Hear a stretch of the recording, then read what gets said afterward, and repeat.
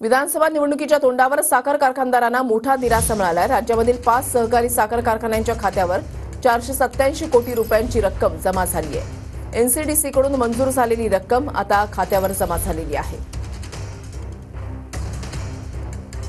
पंढरपूरच्या अभिजित पाटलांच्या विठ्ठल सहकारी साखर कारखान्याच्या खात्यावर 219 कोटी रुपये जमा झाले। यानंतर अभिमन्यू पवारांच्या किल्लारी सहकारी साखर कारखान्याच्या खात्यावर 18 कोटी जमा झाले।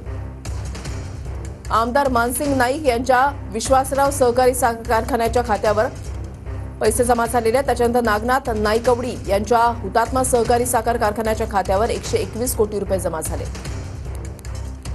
अशोक सहकारी साखर कारखान्याच्या खात्यावर 74 कोटी रुपये जमा झाले। हायकोर्टाच्या आदेशाने अशोक बापू पवारांच्या घोडगंगा कारखान्यासाठी 107 कोटी रुपये रक्कम राखून ठेवली। 19 सप्टेंबरला सुनावणी झाल्यानंतर कोर्टाच्या सूचनेप्रमाणे राज्य सरकार निर्णय घेणार आहे।